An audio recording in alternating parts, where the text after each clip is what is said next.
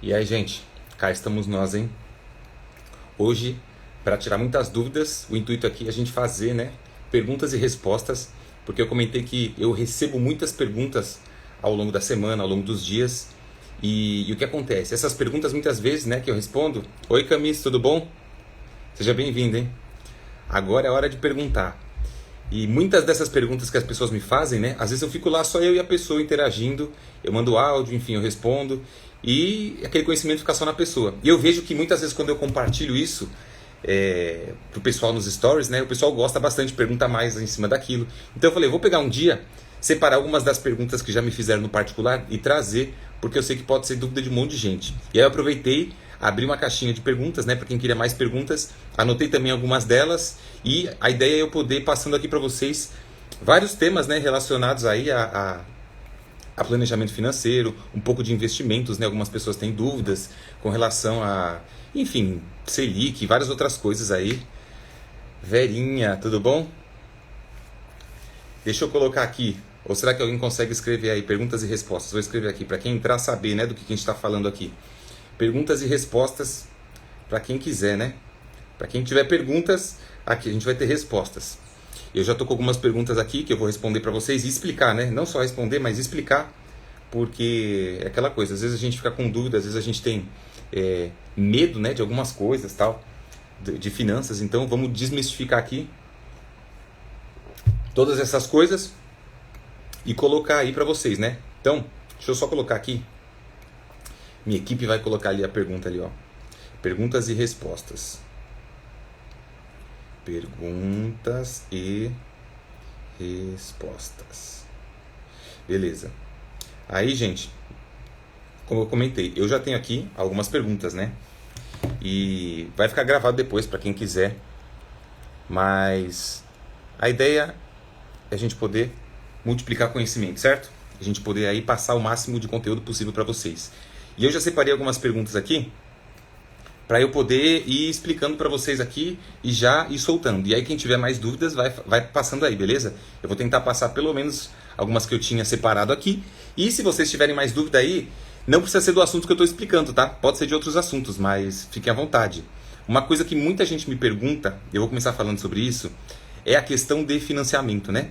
Financiamento imobiliário em geral. Tem outros financiamentos, mas o imobiliário é o que mais pega. As pessoas acham que eu sou totalmente contra. Não é que eu sou totalmente contra. Eu só acho que muitas pessoas fazem sem ter conhecimento de como ele funciona. E aí o que eu acho legal é a gente entender como ele funciona e ver se ele se encaixa no que a gente quer fazer. E aí nisso surgiram dúvidas de financiamento, né? Como é que funciona? Porque eu fiz um vídeo uma vez explicando e sugerindo para aqueles que têm financiamento que o melhor investimento de uma pessoa endividada com financiamento, porque o financiamento é uma dívida, certo? A gente tem uma dívida com o banco quando a gente faz um financiamento, nada mais do que isso. Você está pegando um dinheiro emprestado para você pagar aquela casa à vista. Aquela casa, na verdade, ela está sendo paga com dinheiro do banco, ela fica em posse do banco, né? E quando você terminar de pagar para o banco, ela vai ser passada para o seu nome, né? Até lá ela fica no nome do banco. E aí o que acontece? Quando a gente tem uma dívida, seja a dívida que for, mas falando do financiamento especificamente, sempre vai valer mais a pena a gente quitar essa dívida do que investir em alguma coisa pensando em rentabilidade e tudo mais. Então, falando do financiamento especificamente, você não deveria, né, você que tem financiamento, não deveria pensar em investir em alguma coisa, né, fazer o dinheiro trabalhar para você, se você ainda tem uma dívida, no caso um financiamento, porque nesse caso o dinheiro está trabalhando contra você. E os juros do financiamento sempre vão ser maiores do que os juros de qualquer investimento que a gente vai tentar. Aí alguém pode ter conhecido, mas eu tenho um conhecido que ganhou não sei quanto, pôs na bolsa. Gente, essas coisas é um em 1000, sabe? Não é uma coisa assim, é muito sorte, é muito de momento. E é aquilo que eu falo, né? Quem ganha dinheiro por sorte vai acabar perdendo por azar. Então eu não sou desses e não estimulo que ninguém seja desses, de ir lá para investir na sorte. Eu estou falando aqui de quem quer construir alguma coisa. Então se você quer construir alguma coisa, quer, né, acumular patrimônio e tal, é indicado que você não invista enquanto você tem um financiamento, porque você tem juros ali. Agora, esses juros do financiamento tem uma maneira de você, vamos dizer assim, lidar melhor com eles. E como que seria? Eu expliquei, né, esse financiamento da tabela regressiva, que é o que a maioria das pessoas fazem. elas não entendem muito bem o porquê que é regressivo. Essa foi uma das dúvidas. Porque eu falei assim, olha, se você tem um financiamento, o ideal é que sempre que você puder pagar uma parcela lá do final, faça isso, pagando as parcelas que você tem que pagar todos os meses. Se sobrou um dinheiro e você pode pagar uma do final, é melhor porque você abate. E aí, as pessoas não entenderam muito bem, porque eu quis dizer que quando você abate essa parcela do final, você está pagando o mínimo de juros possível. E aí você está deixando de pagar uns juros que, se você não abatesse, você iria pagar. Aí ficou um pouquinho confuso, então eu resolvi trazer esse caso específico para explicar, né, o que acontece. Quando a gente faz um financiamento e a gente tem lá, tipo, 30 anos, então você tem 360 parcelas para pagar desse financiamento, certo? Você tem a parcela 1, a parcela 2, 3, 4, 5, 6, 7, até a parcela 360. E como é que funciona esses juros? Porque quando você fala assim, olha, eu estou pegando um empréstimo, né, com juros de, vamos dar um exemplo aqui, para ficar mais redondo, tá? 10% ao ano. Então, o que acontece? Esse juro, ele é uma métrica, na verdade, para o banco fazer o cálculo de quanto de juros vai em cada parcela. Quando você tem a parcela 1, lembra que a gente tem 360, né? Quando você tem a parcela 1, os juros que está aqui, ele é os juros que vai da parcela 1 até a 360. Então, é como se você tivesse 360 meses de juros carregados ali. Você tem bastante juros carregados ali. E é por isso que depois a parcela 2 ela é um pouquinho menor. Por quê? Porque se aqui eu tenho 359, né? Vamos falar da maneira correta. Na parcela 1 eu tenho 359 meses de juros em cima dela. Na parcela 2 eu tenho 358 meses de juros em cima dela. Na parcela 3 eu tenho 357 meses de juros em cima dela. E o que acontece? Lá na parcela 359 eu tenho um mês de juros em cima dela. Isso é muito pouco, né? Isso é muito pouco. Porque se a gente está falando de 10% ao ano, um mês a gente vai ter menos de 1%. Então é um juros bem baixinho em cima de uma parcela. E o que acontece?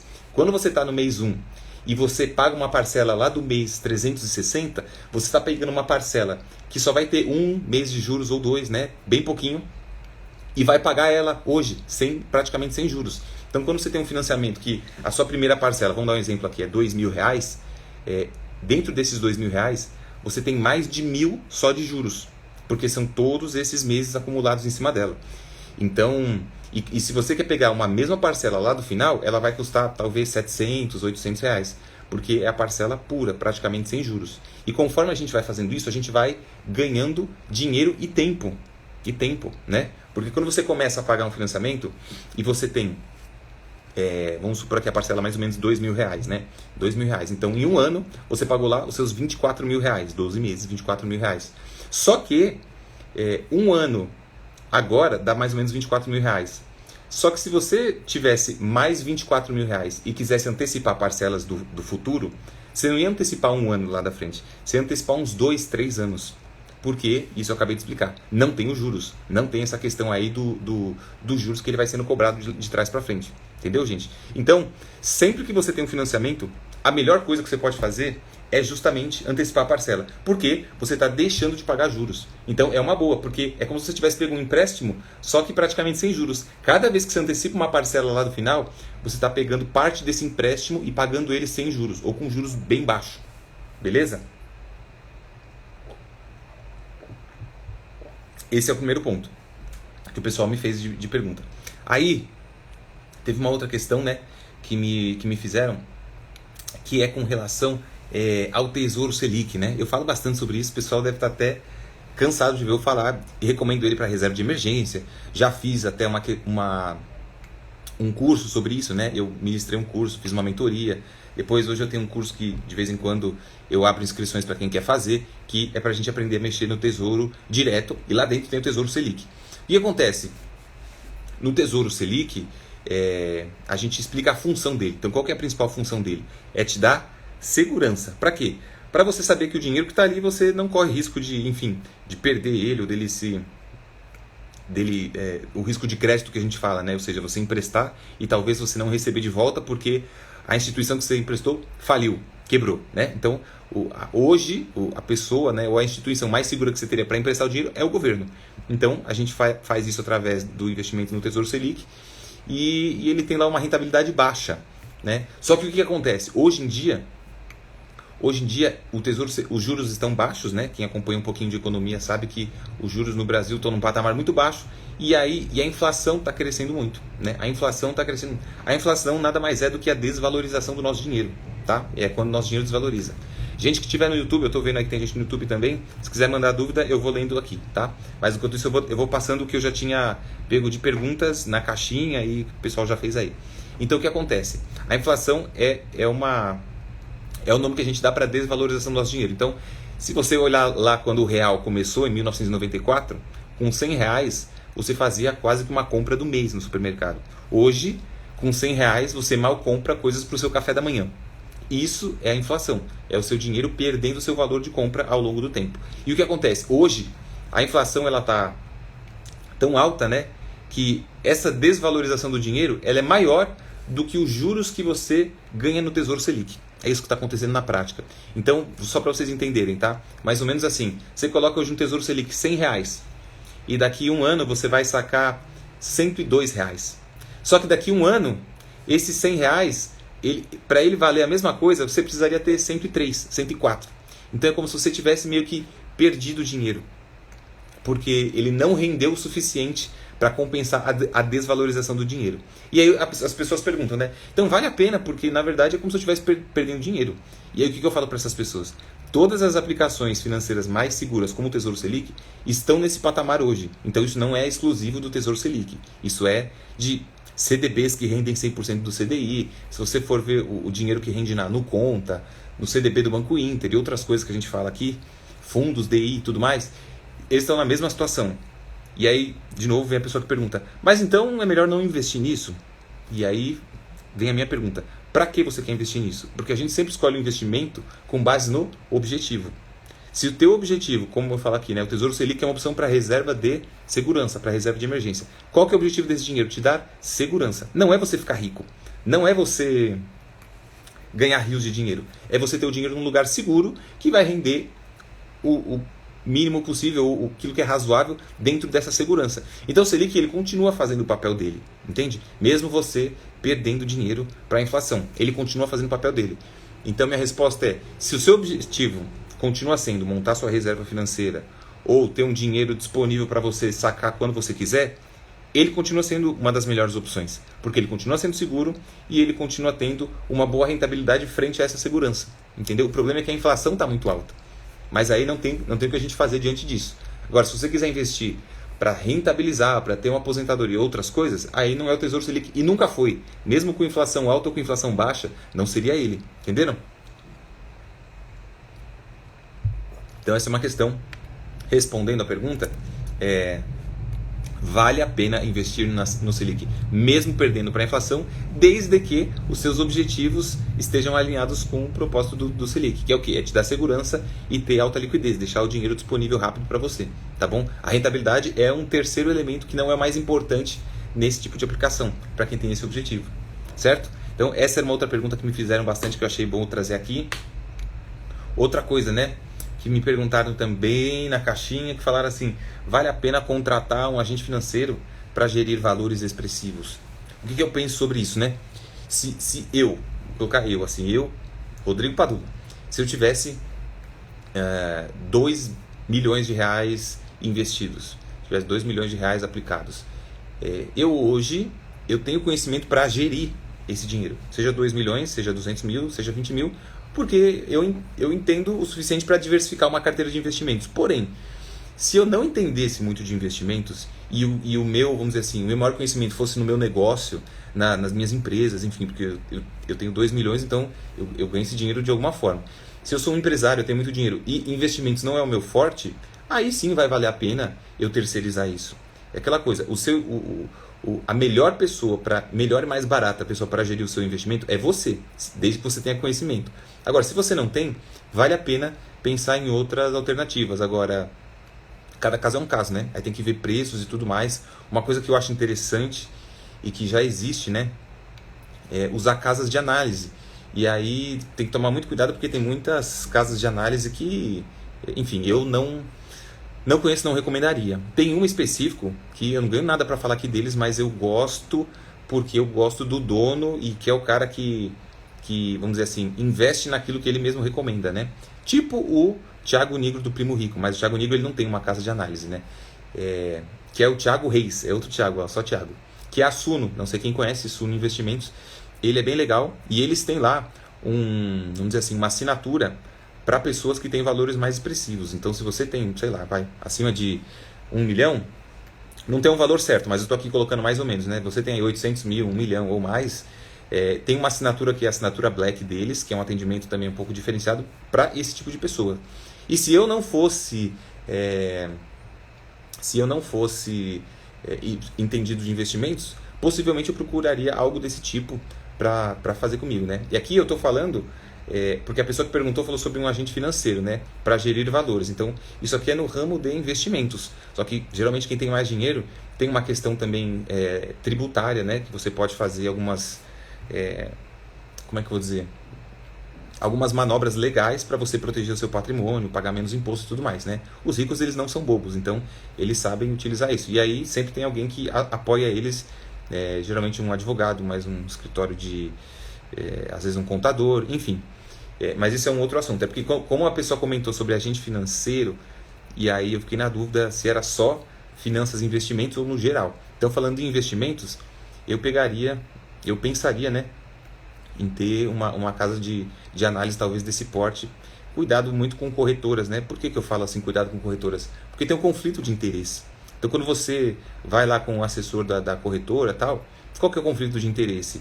Aquela pessoa ela vai ser melhor remunerada conforme você faz transações bancárias ali, conforme você muda seu dinheiro de um lugar para o outro. Então, é preferível para eles recomendar que você fique mudando toda hora. Tem um certo conflito de interesse. Quando você pega uma empresa que analisa investimentos e faz ali relatórios, só que ela não ganha com você fazendo mais ou menos investimentos, você paga uma assinatura mensal para ter um serviço delas, é outra coisa, porque não tem esse conflito de interesse. Então, eu acho isso interessante para quem tem valores mais expressivos. Beleza, gente? Essa era uma outra pergunta. O que mais que eu deixei aqui para falar também? Outros me perguntaram assim, né? Melhor investimento para aposentadoria. Porque eu falo muito nisso, eu bato nessa tecla da gente pensar no nosso eu do futuro, né? Então, não vamos ignorar o eu do futuro. Então, lá na frente, todo mundo vai chegar lá, certo? Um dia eu vou ter 60, 70, 80, 90 anos e o dinheiro vai continuar existindo, eu vou precisar dele para viver, só que provavelmente eu vou trabalhar menos, e se eu não pensar em algum plano B, em fazer esse dinheiro trabalhar para mim, eu vou ter problemas. Então, essa foi a pergunta, né? Entrou aqui agora porque eu vi aqui a Aline, seja bem-vinda, Aline. Estou respondendo aqui várias perguntas, tá? Que o pessoal fez, eu estou deixando aqui. Depois, possivelmente vai ficar gravado.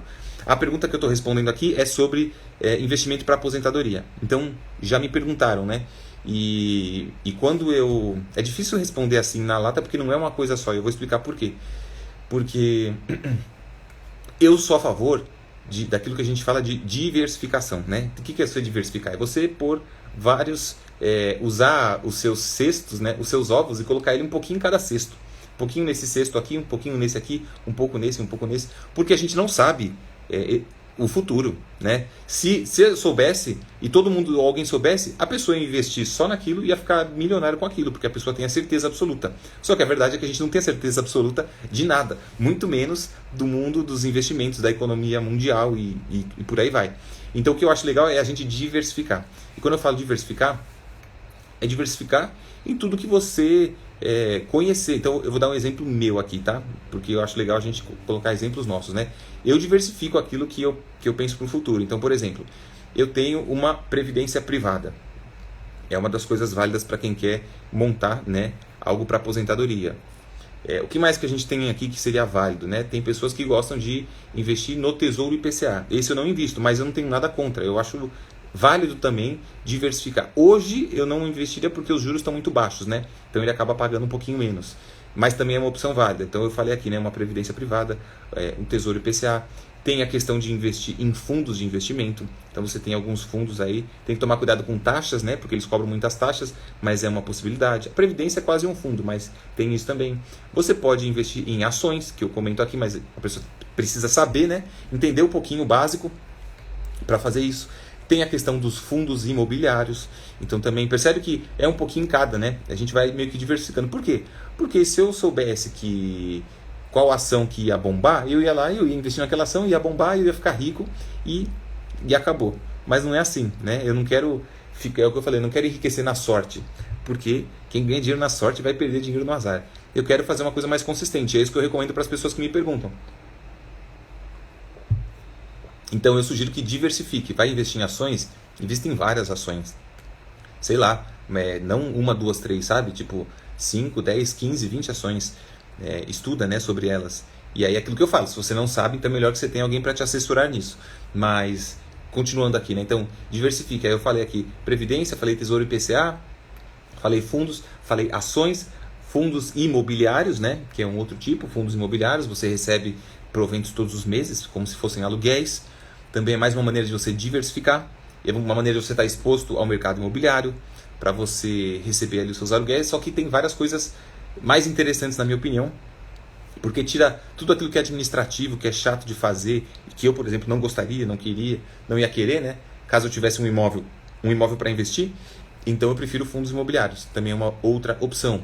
E aí tem até outras coisas, né, que tem que pesquisar um pouquinho mais, mas também tem a questão de criptomoedas, que é um outro assunto, para você ter um pouquinho, né? Não vai ser aquelas pessoas que acham que vai ficar rico investindo só numa coisa, que aquilo vai bombar. Pode ser que bombe? Pode ser que bombe.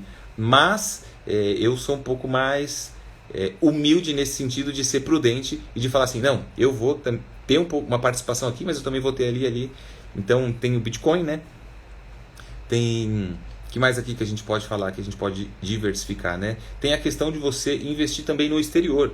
Então, falei aqui de várias coisas, com exceção do Bitcoin, né? Que são investimentos no Brasil. Você está colocando os seus ovos em vários cestos, mas todos esses cestos estão dentro do mesmo país. Pensa se acontecesse com o Brasil algo parecido com o que aconteceu com a Venezuela.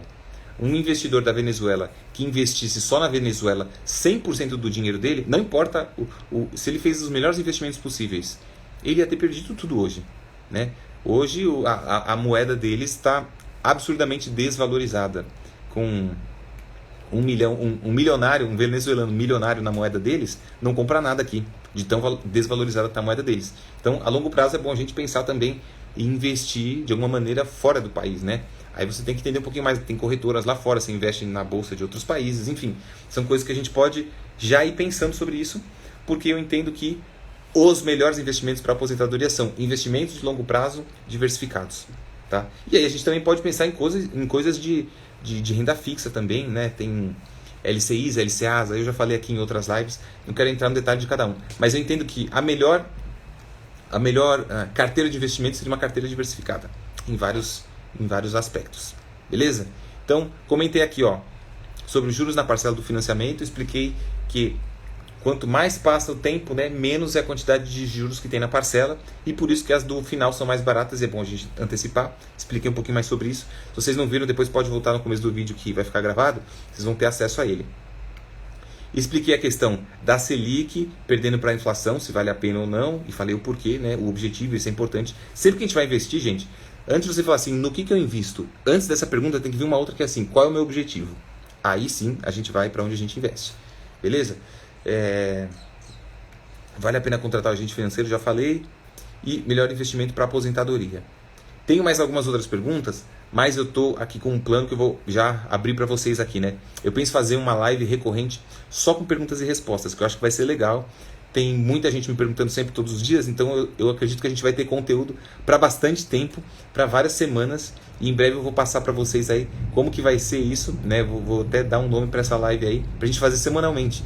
E aí o pessoal pode trazer dúvidas, e eu vou tirando essas dúvidas, vou respondendo, vou trazendo mais coisas novas, e aí a gente vai fazendo assim todas as semanas, tá, gente? Hoje foi meio que uma amostra grátis disso. Se você tem mais dúvidas, depois você me manda, que eu vou fazer outras lives e aí eu vou trazendo mais dúvidas. Senão vai ficar muito extenso aqui, e eu não queria que essa live ficasse muito extensa, eu queria que ficasse mais ou menos, né, até meia hora. Eu tô vendo aqui que tá praticamente cravado, né, 25 minutos, então vai ficar um tempo legal. Como não teve mais dúvidas aqui, e eu tô vendo lá no Facebook também não, no YouTube, eu vou parar por aqui e aí depois vocês divulguem, vocês me mandem mais dúvidas e eu vou juntando depois mais dúvidas que eu tenho aqui já. Eu tenho aqui uma listinha de várias perguntas que já me fizeram, mas eu não vou aqui vomitar tudo de uma vez para vocês não. Eu vou indo aos pouquinhos para ir poder digerindo e também para os vídeos não ficarem muito longos. Assim quem quiser assistir depois assiste com mais tranquilidade. Beleza, gente? Então, vamos ficando por aqui. Agradeço vocês que vieram aí. Depois divulguem esse vídeo aí, repassem ele, encaminhem ele para outras pessoas, para a gente poder divulgar conhecimento também, certo? Obrigado para quem assistiu aí. Tamo junto. Até semana que vem. Até a próxima, onde vai ter mais live aí, tá bom? Vamos fechar aqui.